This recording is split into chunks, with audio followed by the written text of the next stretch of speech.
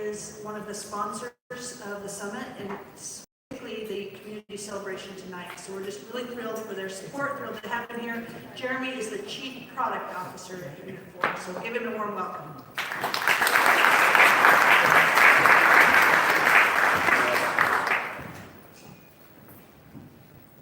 So firstly, thank you to NetHope for allowing us to be here.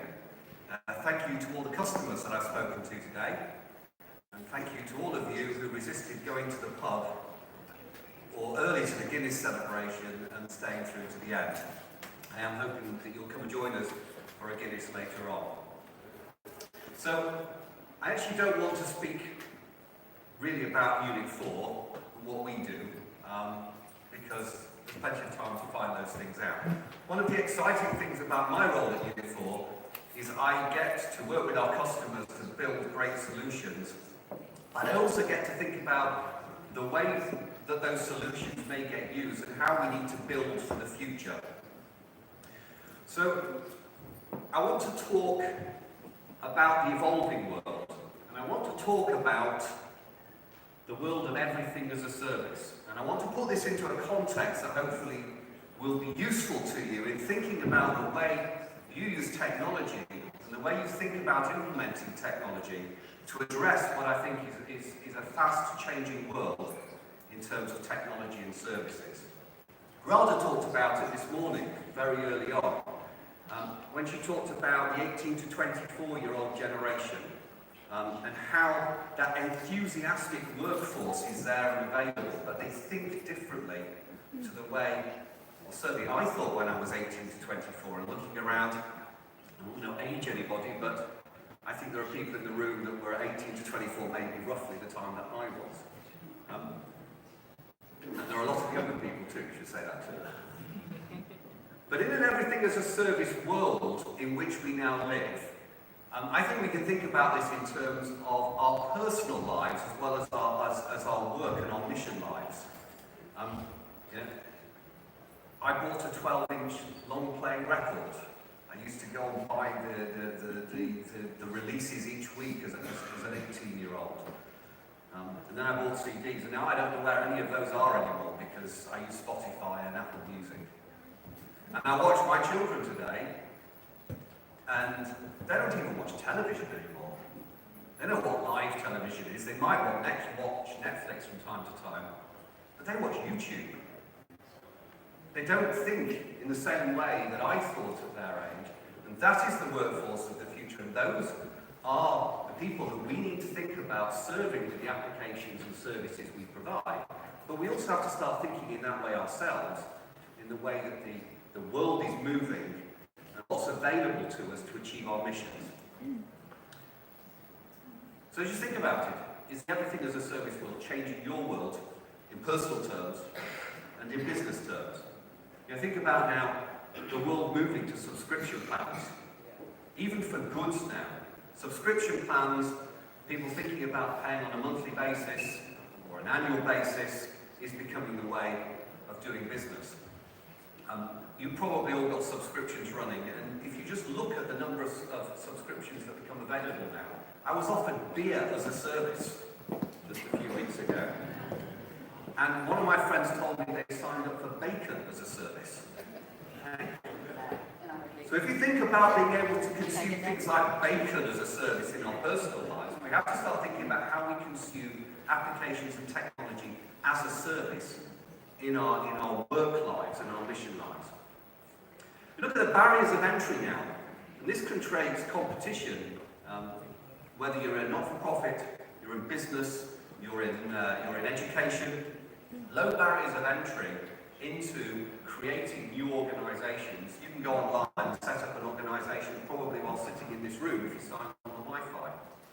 But that also goes with things like hardware now, with things like Kickstarter and Indiegogo, where somebody with an idea can create a business or an offering on the fly. And Radha again talked this morning about the way people think about work now, the gig economy. When somebody joins your organisation, they need to be able to pick up your processes, they need to be able to pick up your applications, and they need to be able to pick up your way of working virtually instantly, because they may only be working for you for a few months. And that's especially true if somebody's in a volunteer environment. But the gig economy is something that will evolve, I believe, even more, and it will affect the way we think about the way we employ people and the way people think about us as potential employers or places you may volunteer for. And you know, when some of us in the room started work, we used to go to the office every day. I don't have an office anymore. I live in the UK, I work in the Netherlands, and usually I'm somewhere in between, and I like to spend my time with customers. So I'm location dependent, and I'm sure many of you are as well. And that means the sort of applications that you need to support your work life are different from when you went and sat at a desk, or you knew where all your colleagues were. And then concepts like land and expand. Instead of trying to do everything all at once, do something and make it a success and move on. And I think land and expand is a way of thinking about, in our case, technology. So rather than looking at a huge 5-year project, start to think about how you can make smaller projects where you get a much more instant response from what you invest in. Because at the end of the day, in the everything as a service economy, everything's measured by value, not by what you've done, but by what you've created and delivered. And I'll talk some more about that in a minute. We completed a survey recently, which I thought you might find interesting. It included commercial businesses, not-for-profits, and public sector organisations. 78% of those told us that the concept of everything as a service had influenced their industry, the products or the services that they were offering. So the way they were thinking about what they created and what they delivered. And that was a number that was much bigger than we expected. For the word business, you have to read business, not-for-profit, public sector. 48% had already started some form of transition into what they considered to be an always-on, everything-as-a-service world. So if you're not in that 48%, now's a good time to start thinking about it, as organisations around you are doing that already.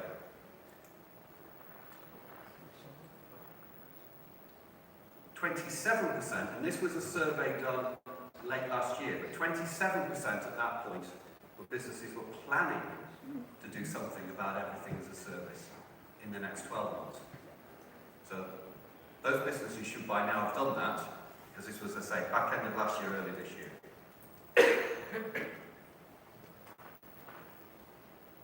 The interesting thing that came out of it was, of those people that had done something, 84% had seen some positive response from it, particularly in either their ability to increase their income or reduce their costs, therefore allowing them to have more to spend on things that really mattered to them.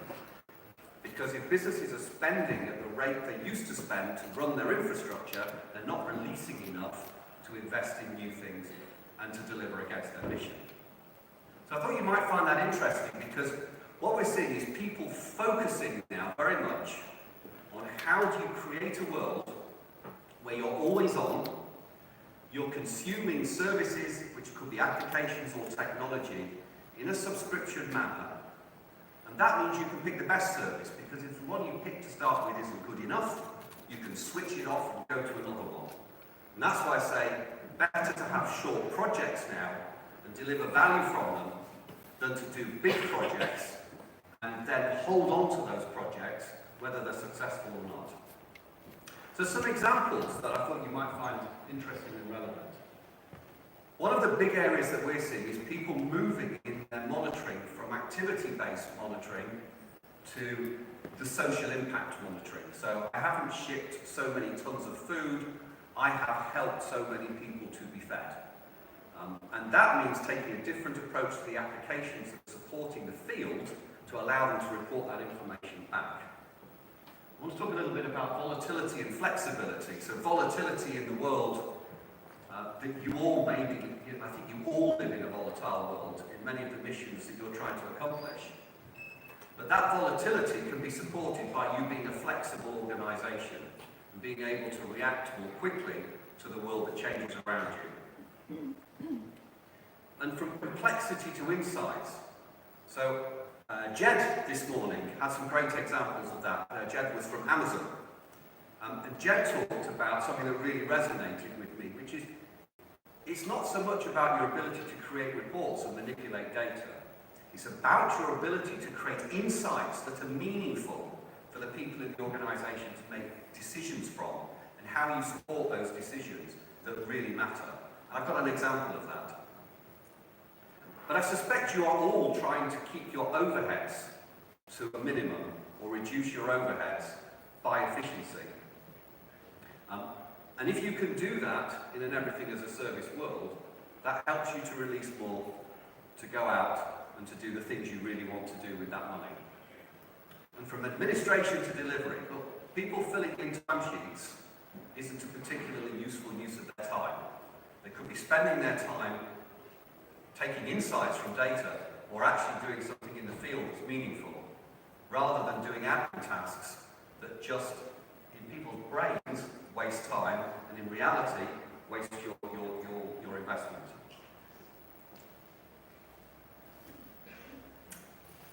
So if you see yourselves as a service-centric organisation, what does it mean? It means that you can align technology in 2018 and beyond much more closely with your mission. And you should think about the way that you manage your projects and you manage the technology so that you see it as an always-on, always available service that you can use and consume. And you should only consume that technology that creates value for you. Because if it doesn't create value, the technology is a drain on the organisation. So it's a thought process as well as a technology process that I think takes us to the next level in the way technology supports our organisations. Some examples that I'd like to give you. And I picked examples of Unit4 customers, but I picked examples where I think people are doing interesting things with technology that is helping them to deliver against their mission. The example of DFID, they have over 1,500 reporting locations around the world, and they've automated that so that they don't spend the time on picking that information up and piecing it together and rolling it up as an organisation. They've automated that so they can spend their time looking at the data and making meaningful decisions from it, and in reducing costs in the field. About 3,000 people using systems where 1,500 data points are collected around the world from different offices. So, from managing the activities to actually measuring the impact that they're creating. I picked the example of ECHD. ECHD really looking 25,000 children and their families each year served. Their key was making sure that they were able to predict what they needed to do much more accurately. So give them the flexibility to support those families rather than always having to respond. So from being dynamic in response to being flexible in the services that are offered. And Save the Children. Save the Children, get some Save the Children in. This was a really important one to, and again, it reinforces what Jed was saying earlier on. Multiple reports to real-time insights in data. If you can consolidate your information and not spend time actually doing that consolidation, you can free the time to actually do something meaningful with the data you've collected. And I agree with Jed, Excel is fantastic. Excel is not fantastic though when you are trying to collate data using Excel and you've got people sitting doing that. That time is not well spent, and you're paying people, typically often accountants who are highly qualified, to manipulate data rather than analyse it for you. And I think if you could move to an always-on environment where your reports are produced for you, the data is in the right format, your performance indicators are produced, and instead of them being performance indicators, they're action indicators of things you should go and do, or actions you can take to make the world a better place. This was a great example for me as well. The Salvation Army of Canada, serving over 1 million people with a team of less than 3,000. And under increasing pressure, as I'm sure all of you are, to continue to grow that million whilst not increase the number of people on the team that are doing it. But they focus very hard on making sure their operation is so efficient that they can push as much of the funds that they have available out into the field to serve the communities they're trying to serve. And Heifer. Is Jesus here? Yes. Heifer in the room. Well, I should be careful I say that, Jesus. Heifer, a long-standing Unit4 customer. Over 3 million people Heifer were assisting. They managed to increase the number of people they were assisting by 57% and reduce their admin overheads by 27% at the same time. And I think that is a tremendous example of using technology to deliver on the mission whilst pushing the funds that are available into the field rather than them sitting in the back office. So from administration to a scalable program delivery.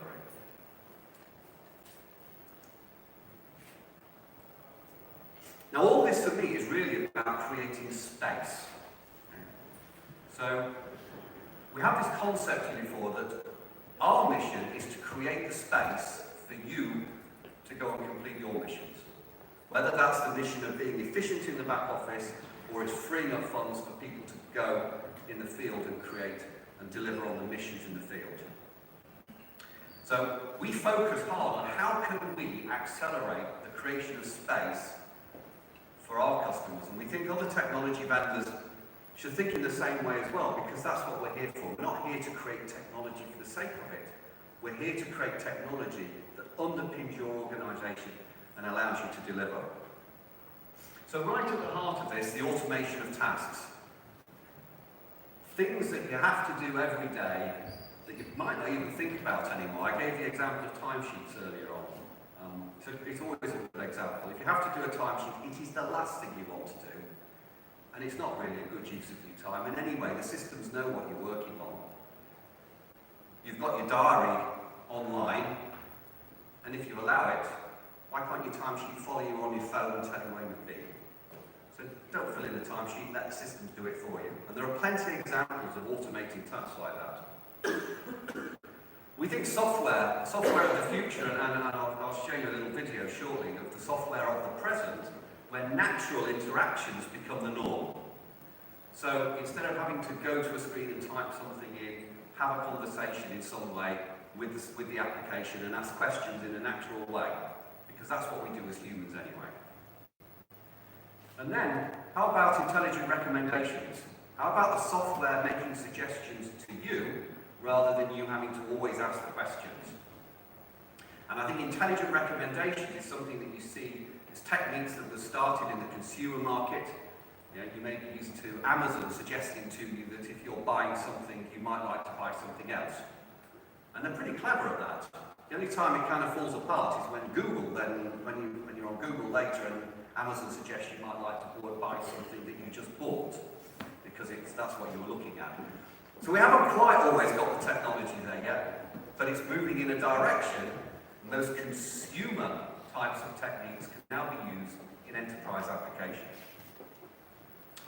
Exception management is where you start to see a pattern that doesn't fit. But the software should see the pattern that doesn't fit. So instead of you finding out there's an error that was created by data that came in that was incorrect, why can't the software tell you that data does not match a pattern that you should expect based on previous data? Saving the job of clearing it up. Software should be intelligent enough to do that for you. And all of those through to the blue, we're already delivering applications that have all or parts of those in already. And sensing problems and prescribing solutions, we're still working towards the prescribing solutions, but we have hit the sensing problems. So in building applications of the future that are always on, so the service is there when you need it, these techniques can be included. I'll put a little video in, if you want to play the video.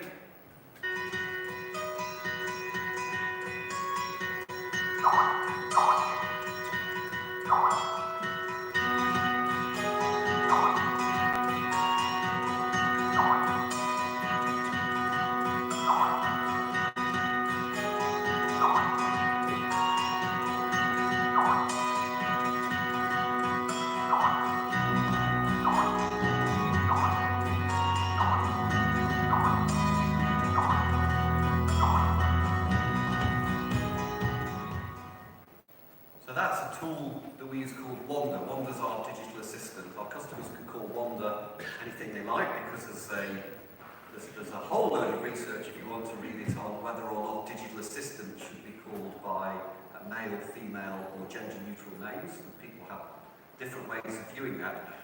But you can give character to applications now. Wanda for us is a way of surfacing information, a way of helping people to complete tasks, and a way of digitally helping people along with their day. The idea is you've got another colleague riding along with you, helping you to complete things. I think Wanda's a great example of using technology to allow people in the field to have better access to information, better access to resources. So I think that as we move forward, if you think about everything as a service, when you look at what you're delivering in terms of technology, and you think about the new economy where people are transient, things are switched on and off, everything's always on, it's in the cloud, and it's all mobile. If you apply those thought processes to your projects and to the technologies you're using, I believe that everything as a service world will help you to be more efficient, it will help you to keep your costs well in control, but more importantly, it will create space to allow you to do more work that really matters, and to allow your field to better deliver and against your mission. Thank you.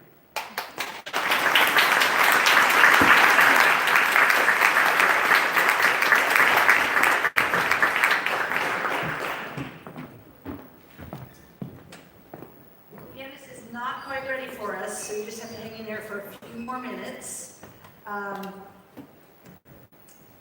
I want to welcome our friends from Norwegian Church Aid to the stage. They are one of the 3 members from this last year that gets a few minutes to introduce themselves. It's a smaller crowd than I wish it was, but I know that those of you who are here will appreciate it. That's right, it's quality over quantity. And following their short presentation, I will give you the final details you need about tonight, and I'll ask you to listen carefully and be prepared to help anybody who's confused because they weren't here to hear it. So this won't take very long, we're just about there. Tron, you want to come on up or bring your group? Wonderful, thank you. Thank you very much. Hi all. Hi. How are you? Great. Looking forward to the beer? It will be short and sweet. My name is Ragnhild Toyomasu, and I work as the head of marketing, director of marketing in Norwegian Church Aid. It's a pleasure for me to be here to present our organization for you. There are not so many here now. It's actually nice, because you are very interested in Norwegian Church Aid, aren't you? Yeah.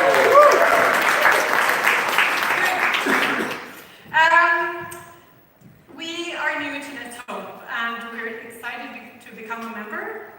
It's very inspiring to be here and to meet all the new members, supporters, and tech partners.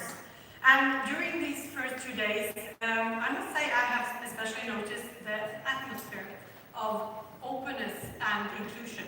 And it's really nice, and it's really something special you have created here. I don't think it's very common on this kind of summits. So thank you for welcoming us warmly. There are 4 things I want to share with you today. Who know what Norwegian Church Aid is, how we partner for change, and why we need you. And we have a very short movie film, 90 seconds, I will also show you. So first, who we are. We are a civil society organization mandated by the churches of Norway to eradicate poverty and injustice in the world. NCA is a Norwegian organization with global presence, currently implementing development, advocacy, and humanitarian programs in 35 countries across the globe. Yeah, so what's it shifting from? Thank you. Magic. Wow, magic. Technology. Yeah, good. We're not working alone. We partner with a global network of civil society organizations with strategic focus on faith-based organizations and religious leaders, as you can see from the picture. And there are good reasons for this. Civil society actors were present in communities long before we cooperated, and they will be there after our exit. They provide access to areas where it's difficult for INGOs to come, and NCA is a faith-based organization, and this gives us legitimacy with faith organization and leaders regardless of faith. So, now we're on our digital journey, and we see digitalization, it's late in the day now, isn't it? To improve, renew, and streamline our work, and this is where we need you. To transform our operations, programs, and business models. We need to collaborate with the companies in this room. So, we need to talk to you guys. I will show you a short movie now, a short film, 90 seconds, with our results from 2017.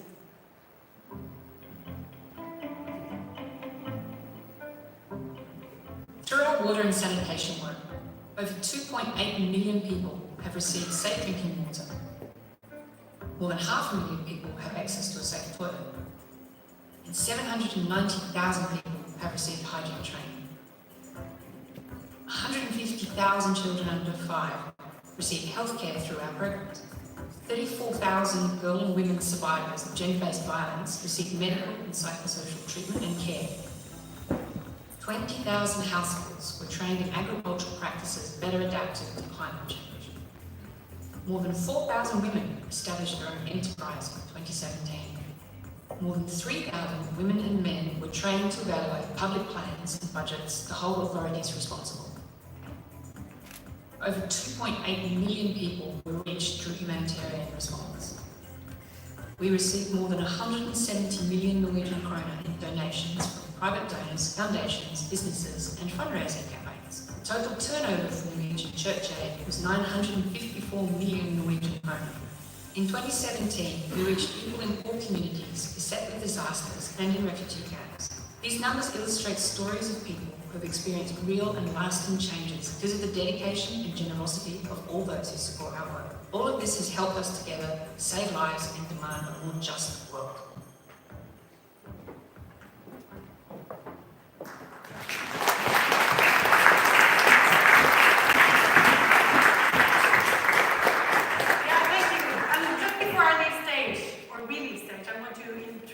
my colleagues here. These are not only IT people, program, finance, program, innovation, and our digital geek. That's a badge of honor in NCA. So come and talk to us. We will be here tomorrow and Friday, some of us. Yeah, thank you very much.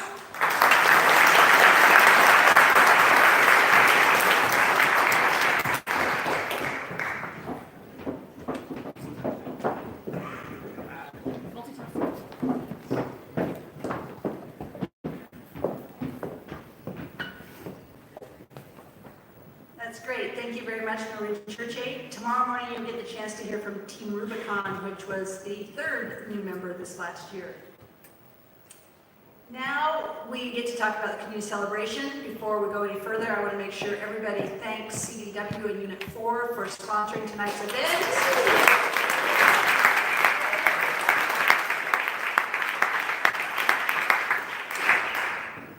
Two slides here on what you need to know. And this is only if you care about details. If you don't, you can space out. First of all, wear your badge. That's kind of your ticket in. Starts at 7 p.m. and I put that up there in case you're planning to take your own transportation. If not, you don't need to worry about it because you will be on the bus and you will get there when you get there. The buses are going to be leaving here starting at 6:15. This is first come, first serve. We have 6 buses. If everybody rides the bus, we will fill them up. So if you would be outside, and I believe it's going to be outside just next to the courtyard, please be out there at 6:15 and we will start getting you on the buses and getting you on your way. My understanding is Dublin rush hour is pretty severe, which is why we're starting at 6:15 in hopes to have everybody there by 7. You will get your drink tickets on the bus, so another good reason to be on the bus. You will want to take your coats and bags with you. There is a cloakroom there so you can check everything. You're going to walk in and you're going to see this amazing gift store, like nothing you've ever seen. It will be closed when you get there. However, they were going to open it up for us between 8:30 and 9:30. We just don't want it to distract you at the very beginning. There is a self-guided tour, and that's what we want you to spend your first 10, 15, 20 minutes on. And you will go in and you will walk through this tour and you will learn all about the history of Guinness, how Guinness is made, why it's special here in Ireland. It's actually a very interesting tour. You can take your time on that. However, we would like to have everybody up into our room by 7:30. So that gives you some idea of how much time you have there. There will be some short remarks at that time. Dinner will follow shortly after that. And we will have a lovely trio that will play Irish